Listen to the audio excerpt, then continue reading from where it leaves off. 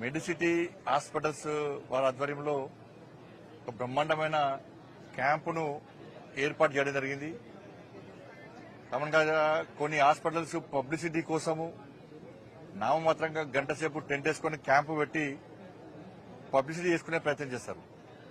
కానీ దానికి భిన్నంగా మెడిసిటీ హాస్పిటల్స్ వారు దాని సిఓ ఇనీష్ మర్చెంట్ గారు వారి ఆధ్వర్యంలో కరీంనగర్లో 3 days క్యాంప్, గైనకాలజిస్టులు ఉన్నారు, కార్డియాలజిస్టులు ఉన్నారు, ఆర్థోపెడిక్ డాక్టర్స్ ఉన్నారు, ఈఎన్టీ సర్జన్స్ ఉన్నారు, జనరల్ సర్జన్స్ ఉన్నారు, జనరల్ ఫిజిషియన్స్ ఉన్నారు, ఎంఆర్ఐ స్కానింగ్ ఉన్నది, ఎక్స్రేస్ ఉన్నాయి, అన్ని రకాల టెస్టులు చేయడము, వాళ్ళకి ఇక్కడనే వైద్యం చేసే అవకాశం ఉంటే ఇక్కడనే వైద్యం చేయడము, లేదు వాళ్ళకి సర్జరీ చేసేటువంటి అవకాశం ఉంది అంటే కంపల్సరీ సర్జరీ చేయాలంటే వాళ్ళే ఫ్రీగా మార్నింగ్ 9 o'clock వెహికల్ పెట్టి వాళ్ళకి అన్ని భోజన వసతి ఏర్పాట్లు చేసి వాళ్ళని హైదరాబాద్ తీసుకుపోయి ట్రీట్మెంట్ చేసి సర్జరీ చేసి మళ్ళీ తిరిగి వాళ్ళ ప్రాంతాల్లో దింపే విధంగా వాళ్ళు ఏర్పాటు చేశారు. కాబట్టి మంచి స్పందన వస్తున్నది. ఇది ఇవాళ రేపు ఎల్లుండి 3 days ఈ మెడిసిటీ ఆధ్వర్యంలో ఈ క్యాంపును ఏర్పడడం చాలా బ్రహ్మాండమైన క్యాంపు. ఎందుకంటే ఇవాళ రేపు మనం వైద్యో నారాయణో హరి అన్నాం. కానీ తెలంగాణ రాష్ట్రంలో అన్ని హాస్పిటల్స్ చాలా హాస్పిటల్స్ సేవ చేసే ప్రయత్నం చేస్తున్నాయి. కొన్ని హాస్పిటల్స్ పేరు చెప్తే బాధపడతారు. వాళ్ళ హాస్పిటల్స్ పోతే ఉన్న ఆస్తిపాస్తులు అమ్మినా కూడా ట్రీట్మెంట్ చేయలేని పరిస్థితి. మామూలుగా బ్లడ్ టెస్ట్, యూరిన్ టెస్ట్ అన్ని చేసుకుంటేనే, ఎక్సర్సైజ్ చేసుకుంటేనే, హెల్త్ చెకప్ చేసుకుంటేనే ₹1,00,000 అవుతాయి, ₹1,00,000, ₹2,00,000 అవుతాయి. ఇక వైద్యం పోతే 15 లక్షలు, 20 లక్షలు తక్కువ లేదు. ఫస్ట్ చెప్పేటప్పుడు అడ్మిట్ చేసుకుంటారు, పేదోళ్లను అడ్మిట్ చేసుకున్నాక చుక్కలు చూపడతారు. ఇక వాళ్ళ ఆస్తిపాస్తులు అమ్మినా కూడా ట్రీట్మెంట్ చేసుకోలేని పరిస్థితి. చివరకు మీరు దండం పెడితే డిశ్చార్జ్ చేయండి, మేము చచ్చిపోతే ఈ బిల్లులు చెల్లించలేని స్థితిలో ఉన్నామని చెప్పి డిశ్చార్జ్ చేసుకునేటువంటి దౌర్భాగ్య స్థితి, ప్రమాదకర పరిస్థితి తెలంగాణ రాష్ట్రంలో. దీనికి కారణం ఏంటంటే అధికార పార్టీ యొక్క ఆజమాయిషీ లేదు, ప్రభుత్వం యొక్క ఆజమాయిషీ లేదు. దీనివల్ల ఇబ్బందులు వస్తున్నాయి. పోనీ పేదలు ప్రభుత్వ ఆసుపత్రిలో, ప్రైవేట్ హాస్పిటల్ ట్రీట్మెంట్ తీసుకుందామంటే వాళ్ళు చెల్లించాల్సిన ఆరోగ్యశ్రీ డబ్బులు చెల్లిస్తలేరు. ఆరోగ్యశ్రీ బకాయిలు చెల్లించకపోవడం వలన ప్రైవేట్ హాస్పిటల్కి పేదోడు వైద్యం చేసుకునే పరిస్థితి లేదు. దీన్ని ఎమర్జెన్సీ కింద గుర్తించాల్సినటువంటి ప్రభుత్వము కనీసంగా బడా కాంట్రాక్టర్లు బీజేపీ కాంగ్రెస్ పార్టీ ఎంపీ, ఎమ్మెల్యేలు, మంత్రులు వాళ్ళ బిల్లు పేమెంట్ చేసుకోవడానికి సిద్దంగా ఉన్నారు. 18%, 15% కమిషన్ ఇస్తే బిల్ పేమెంట్స్ కు సిద్దంగా ఉన్నారు. కానీ పేదోడు వైద్యం చేసుకునే ఆరోగ్యశ్రీ బకాయిలు చెల్లించడం మాత్రం పైసలు ఇవ్వడం వాళ్ళ దగ్గర ఇలా ఇబ్బంది. ఇలా కేంద్ర ప్రభుత్వము దేశవ్యాప్తంగా ఆయుష్మాన్ భారత్, నరేంద్ర మోడీ గారి ప్రభుత్వం ఆయుష్మాన్ భారత్ ను అమలు చేస్తా ఉన్నది. 5 లక్షల విలువ చేసే ట్రీట్మెంట్ దేశంలో ముంబైలో పోయినా, కరీంనగర్ ముంబై పోయినా, ఢిల్లీ పోయినా, మద్రాసు పోయినా, ఏడికి పోయినా ట్రీట్మెంట్ చేసుకోవచ్చు. కానీ దాన్ని కూడా నిక్కచ్చిగా నిజాయితీగా అమలు చేసే పరిస్థితి తెలంగాణ రాష్ట్రంలో లేదు. వాళ్ళు చేయరు, ఇంకొన్ని చేయించే పరిస్థితి లేదు. కాబట్టి రాష్ట్ర ప్రభుత్వం వెంటనే ఆరోగ్యశ్రీ బకాయిలు చెల్లించాలని చెప్పి మేము డిమాండ్ చేస్తున్నాం. అందుకే భారతీయ జనతా పార్టీ ప్రభుత్వం వస్తే విద్యా వైద్యానికి ప్రాధాన్యత ఇస్తామని చెప్పినాం. భారతీయ జనతా పార్టీ ప్రభుత్వం వస్తే నిబంధనలకు అనుగుణంగా అర్హులైన వ్యక్తులందరూ కూడా ఉచిత వైద్యం, ఉచిత విద్య అందిస్తామని చెప్పి ప్రామిస్ చేస్తాం. మా ప్రభుత్వం నెక్స్ట్ రావడానికి సిద్దంగా ఉంది. తెలంగాణ రాష్ట్రంలో మా ప్రభుత్వం ఏర్పడే వెంటనే ఉచిత విద్య, ఉచిత వైద్యం పక్కా అందిస్తాం. దాంతోపాటు రాత్రి కురిసినటువంటి వడగళ్ల వానల వల్ల తెలంగాణ రాష్ట్రంలో అనేక ప్రాంతాలు అతలాకుతలమైనవి. ముఖ్యంగా రైతాంగం అంతా నష్టపోయింది. దానిలో ముఖ్యంగా ఉమ్మడి కరీంనగర్ జిల్లా, ఉమ్మడి మెదక్ జిల్లా, ఉమ్మడి ఆదిలాబాద్ జిల్లాలో తీవ్ర నష్టం జరిగింది. మొత్తం పంటలన్నీ సర్వనాశనం అయిపోయినాయి. వరి గాని, పత్తి గాని, మామిడి గాని మొత్తం కనీసం చేతికి రాకుండా ఇవాళ మొత్తం చాలా ఇబ్బంది పడే పరిస్థితి, రైతులు ఇబ్బంది పడే పరిస్థితి వచ్చింది. ఇలా ఎక్కడికక్కడ రైతులు హరిగోసపడుతున్నారు, ఏడుస్తున్నారు రైతులందరూ కూడా. కాబట్టి అనుకోకుండా వచ్చిన విపత్తు కావచ్చు, అనుకోకుండా వచ్చిన అకాల వర్షాలు, వడగల వానలు కావచ్చు. కానీ ప్రభుత్వం వాళ్ళు ఆదుకోవాల్సిన అవసరం ఉంది. ఎందుకంటే 10 సంవత్సరాల కేసీఆర్ పాలనలో అకాల వర్షాల వల్ల, వడగళ్ల వాన వల్ల ఇదే చామనపల్లి, ఇప్పుడు మనం ఉన్న చామనపల్లికి పోయినసారి నేను వచ్చి చూసిపోయినా కేసీఆర్ ప్రభుత్వంలో అకాల వర్షాలు నష్టపోతే ఎకరాలకు ఎకరాలు కుటుంబాలు నష్టపోతాం, రోడ్ల మీద పడ్డారు. వాళ్ళ జీవితాలు మొత్తం నష్టమైపోయినాయి. కేసీఆర్ అనే వ్యక్తి తుపాగ్రామి టోపీ పెట్టుకున్నాడు, చేతిలో కట్టబట్టుకున్నాడు, వచ్చి రేపే 10,000 రూపాయలు ఇస్తాడు, పోయిండు. లాపత్తలు కూడా అడ్డే వీకెండ్ హెలికాప్టర్లు వచ్చి అడ్డే వీకెండ్ రాలేగా. కేసీఆర్ గుణపాఠం చెప్పారు. 10 సంవత్సరాల్లో ఏ ఒక్క రైతుకు నష్టమైనందుకు ఒక్క రూపాయి ఇచ్చిన దాఖలు కేసీఆర్ ప్రభుత్వంలో. మరి ఈ ప్రభుత్వం వచ్చి 15 నెలలైంది, 16 నెలలైంది. రైతులను ఆదుకునే దాఖలాలు లేవు. ఇవాళ ఇప్పుడు వడగళ్ల వాన వల్ల నష్టపోయిన రైతులకు రాత్రి ఉరుములు మెరుతుందో మొత్తం నష్టపోయారు. రాష్ట్ర ప్రభుత్వం యుద్ధ ప్రాతిపదికన వెంటనే దీని మీద వాళ్ళకి నష్టపరిహారం ఇవ్వాలి.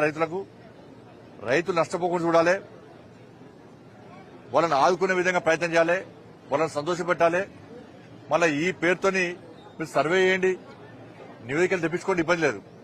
కానీ ఏదంటే ఈ కాంగ్రెస్ పార్టీ కేసీఆర్ ఎట్లా చేసాడు గట్టిగా చేస్తున్నారు. కేసీఆర్ ఏం చేసిండు, సమీక్షల పేరుతోని, సర్వేల పేరుతోని, నివేదికల పేరుతోని టైంపాస్ చేసి ఈ పంట అయిపోయినాక నెక్స్ట్ పంట వేసుకునే దాకా ఏం రూపాయి చేయలే. రైతులు ఏం చేశారు, పాత నష్టం మర్చిపోయారు. ఇక సరే ఈసారైనా నష్టాన్ని మనం నివారించుకుందామని చెప్పి మళ్ళీ పంట వేసుకున్నారు. ఈ ప్రభుత్వం అదే చేస్తుంది. ఇప్పుడు చూడండి, ఇక నేను వెంటనే ప్రభుత్వం డిమాండ్ చేస్తున్నా, మీరు వారం రోజుల పాట నివేదిక తెప్పించుకోండి, మీరు సమీక్ష చేయండి, సర్వేలు తెప్పించుకోండి. వారం రోజుల పాట నష్టపోయిన రైతులను ఆదుకోవాల్సిన బాధ్యత వల్ల రాష్ట్ర ప్రభుత్వం మీద ఉంది. వరి నష్టపోయారు, మామిడి నష్టపోయారు, పత్తి నష్టపోయారు, కానీ ఆదుకో మక్కలు కూడా నష్టపోయారు. కానీ ముఖ్యంగా ఉమ్మడి కరీంనగర్ జిల్లా, ఉమ్మడి మెదక్ జిల్లా, ఉమ్మడి ఆదిలాబాద్ జిల్లాతో పాటు ఇతర ప్రాంతాలు నష్టపోయారు. కాబట్టి వాళ్ళందరినీ ఆదుకోవాల్సిందిగా ఇలా రాష్ట్ర ప్రభుత్వం మీద డిమాండ్ చేస్తున్నాం.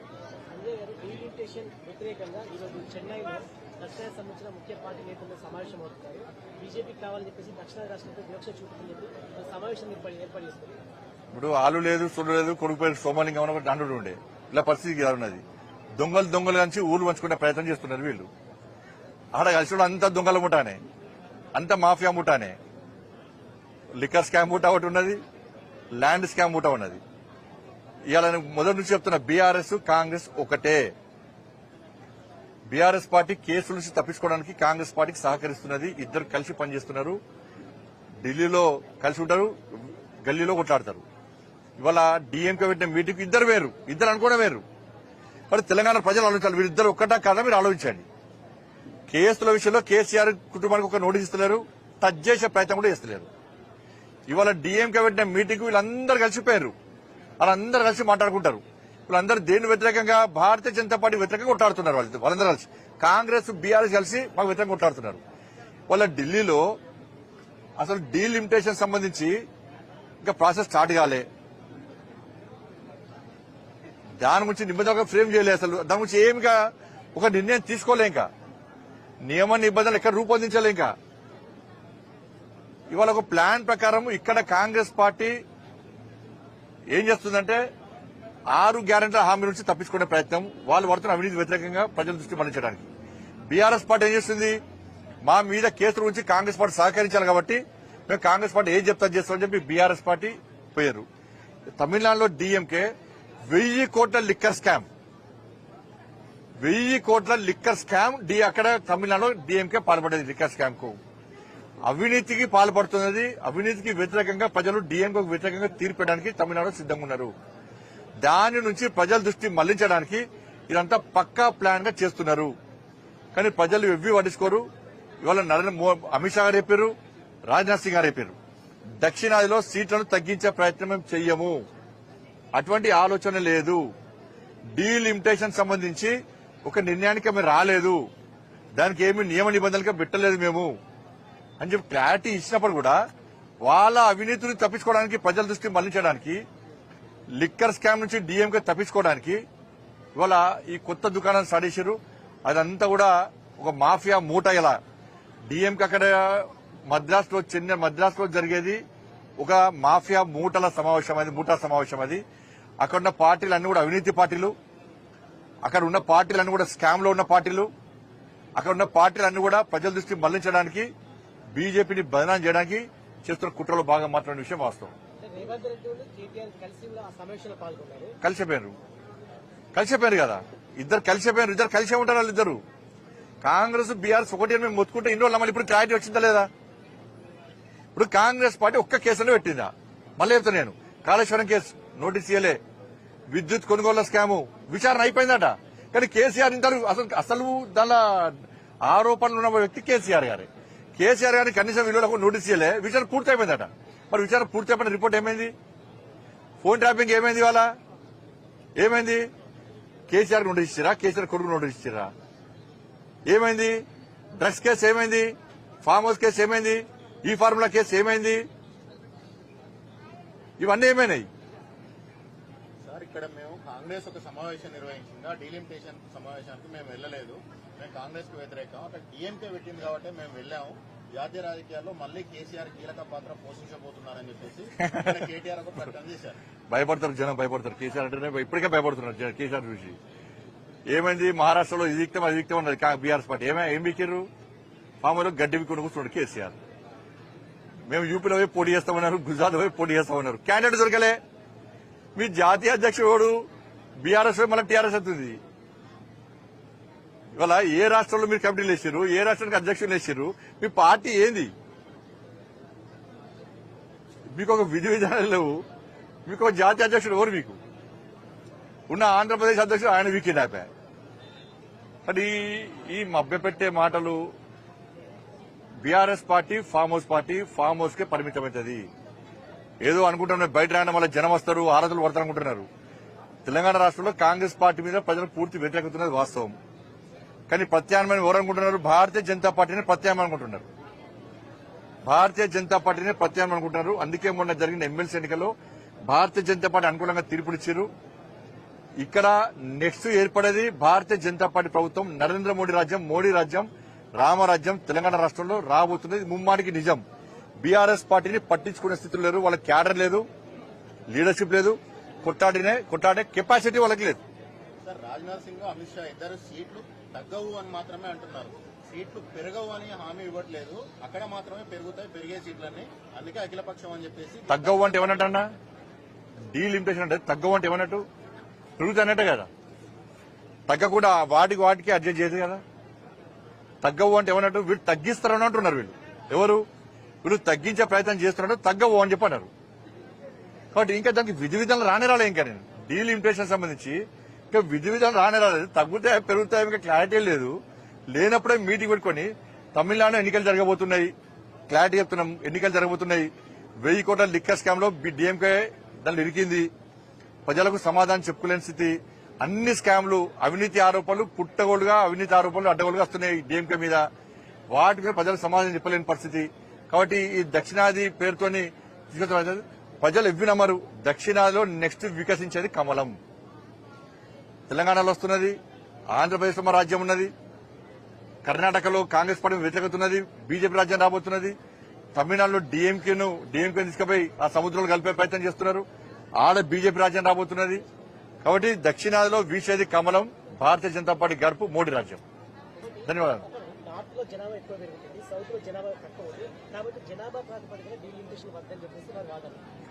ఇంకా దానికి ఏం అనుకోలే కదా. ఇప్పుడు కొన్ని రూల్స్ ఫ్రేమ్ చేస్తే దీని ప్రకారం మేము డీలిమిటేషన్ చేస్తున్నాము అని చెప్పి కేంద్రం ప్రకటించాలి. అప్పుడు వాళ్ళ యొక్క ఆలోచనలను, వాళ్ళ యొక్క సూచనలు పెట్టాలి. ఇంకా ఏం లేదని చెప్తే ఆల్లేదు చూడలేదు, కొడుకు సోమలింగం అన్నట్టు ఏం లేనే లేదు దాని మీద. ఇక ఆ ప్రయత్నాలు ప్రారంభం కాలే. అంత ప్లాన్ ఇదంతా కూడా. ఎప్పుడైతే అమిత్ షా గారు, రాజ్నాథ్ సింగ్ గారు క్లారిటీ ఇచ్చిన తర్వాత దక్షిణాది రాష్ట్రాల్లో కూడా ప్రజల పూట క్లారిటీ వచ్చేసింది. వీళ్ళ జిమ్మికులు చెల్లాయి. ఈ మూట అంతా కలిసి ఏం చేసినా కూడా ఆ చెంబలేలు మూటలకన్నా వీళ్ళు కూడా చెంబలేలు మూట అంతా ఒక్కటే రాత్రి అంతా దొంగతనాలు చేసి రాత్రి కూడా అందరూ కలిసి పంచుకుంటారట. వీళ్ళు కూడా అందరు కలిసి ఉన్నట్టుండి ఈయన నువ్వు రాష్ట్రాన్ని పంచుకో, దోసుకో, నువ్వు రాష్ట్రం దోసుకో, మనం అన్ని రాష్ట్రాలు దోసుకుంటున్నాం, మనం తప్ప ఇంకోళ్ళు ఈ రాష్ట్రాలను పాలించదు, దోసుకున్నా దాచుకున్నా మనం వేసుకోవాలని చెప్పి వీళ్ళందరూ కలిసి పంచుకునే ప్రయత్నం చేస్తున్నారు.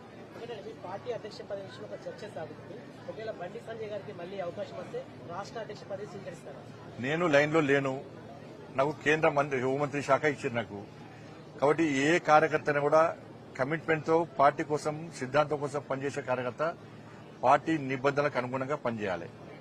నాకు రాష్ట్ర అధ్యక్షుడు వస్తారని చెప్పి సోషల్ మీడియాలో ప్రచారం చేసుకోను. నేను ఇప్పుడు వస్తుంది, అప్పుడు వస్తుంది, ఇప్పుడు చెప్పుకోను. నేను రావాలని కూడా కోరుకుంటాను నేను. ఎందుకంటే కేంద్ర మంత్రిగా, హోంశాఖ సహాయ మంత్రిగా అమిత్ షా గారి నేతృత్వంలో సేవ చేసే అవకాశం నాకు వచ్చింది. గతంలో రాష్ట్ర అధ్యక్షుడిగా పనిచేసి ఇక్కడ కార్యకర్తల సత్తా ఏందో మేము నిరూపించినాం. మొన్న ఎమ్మెల్సీ ఎన్నికలు కూడా కార్యకర్తల సత్తా ఏందో నిరూపించినాం. 8 ఎమ్మెల్సీలు 8 ఎంపీలు గెలిచాం, 8 ఎమ్మెల్యేలు గెలిచినాం. భారతీయ జనతా పార్టీ కార్యకర్తల సత్తా ఏందో నిరూపించినాం. కాబట్టి నేను అధ్యక్షుడిగానే ఏందో నిరూపించుకున్నా. కాబట్టి నేను అందరి లెక్క ఏదో ఇప్పుడే వస్తుంది, అప్పుడే వస్తుంది, వచ్చింది నన్ను కలవండి అని చెప్పి చెప్పుకునే ప్రయత్నం మా పార్టీలో జరగదు. అది అటువంటి పద్ధతి మా పార్టీలో ఉండదు. పార్టీ నిర్ణయిస్తుంది. ఇంకొకటి చెప్తున్నా, సోషల్ మీడియాలో ఎవరి పేరు వస్తుందో, ఎవరి పేరు పెట్టుకుని తప్పుడు వాళ్ళు ప్రచారం చేసుకుంటారో వాళ్ళు ఎవరి పేర్లు ఉండవు. కేంద్ర నాయకత్వం చాలా సీరియస్గా ఉంటుంది. తప్పుడు ప్రచారాలు చేసుకుంటే వాళ్ళను నాకు వస్తుందని చెప్పుకుంటే తప్పవుతుంది. పార్టీ ఒక క్రమశిక్షణ పార్టీ, సిద్ధాంతం కోసం పనిచేసే పార్టీ. ఈ పార్టీని పదవిలకు అనుకో ఒక బాధ్యతకు అనుకుంటాం. జాతీయ నాయకత్వం ఏ నిర్ణయం తీసుకున్నా దానికి కట్టుబడి ఉండాల్సిన బాధ్యత, కమిట్మెంట్ తో పనిచేసేటువంటి జాతీయ భావాజాలం గల సిద్ధాంతం కోసం పనిచేసేటువంటి కమిట్మెంట్ కార్యకర్తకు ఉంటుంది. ఇది గుర్తుంచుకోవాలి అందరం కూడా. కార్యకర్తలను కన్ఫ్యూజ్ చేయొద్దు, ప్రజలను కన్ఫ్యూజ్ చేయొద్దు, తప్పవుతుంది. ధన్యవాదాలు.